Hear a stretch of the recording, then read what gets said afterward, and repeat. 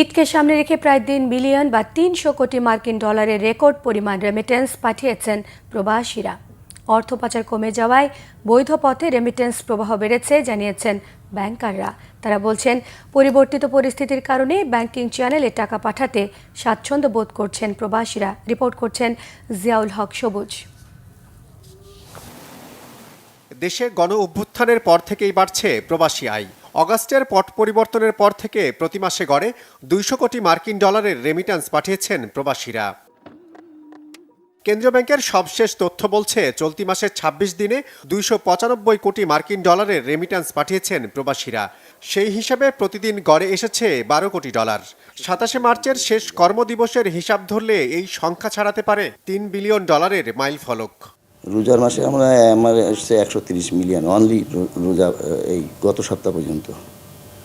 এটা আরও এই 2-1 দিনে আরও বাড়বে, শেষের দিকে আরও একটু বাড়ে। আর কুরবানির ঈদে আরও বেশি বাড়ে, যেহেতু কুরবানির জন্য মানুষ টাকা পাঠায় বেশি, যে কারণে আরও ফরেন রেমিটেন্সের আগমনটা ঘটে বেশি।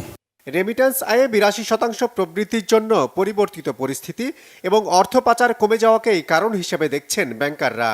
পাচারটা বন্ধ হওয়াটা, টাকা পাচারটা বন্ধ হওয়াটা এটা একটা অন্যতম কারণ আপনার রেমিটেন্স গুলো ওইখানে ওই ইন্ডিংয়ে যারা ক্রয় করে নেয়, এটা কিন্তু আসলে ওই টাকাগুলো মানে এই দেশ থেকে অন্য দেশে ট্রান্সফারের একটা হাতিয়ার হিসেবে ইউজ করে।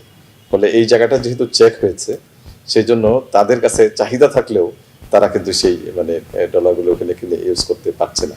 আর আমাদের শ্রমিক যারা আছে তাদেরও একটু মানে পরিবর্তিত পরিস্থিতিতে দেশপ্রেম থেকে শুরু করে সবকিছু তাদেরও একটা ফিলিংস আসছে। মাঠ পর্যায়ে আমাদের ব্যাংকাররা মানে যারা এখানে বেনিফিশিয়ারি, তাদের সাথে নিয়মিত যোগাযোগ রক্ষা করছে এবং বৈধ পথে টাকাটা পাঠাতে আরো সহজীকরণ হচ্ছে। রেমিট্যান্স আয় বৃদ্ধির প্রবাহ ধরে রাখতে বৈধ পথে প্রবাসীদের আয় পাঠানোর বাধা দূর করার তাগিদ বিশ্লেষকদের। জিয়াউল হক সবুজ, বাংলা ভিশন, ঢাকা।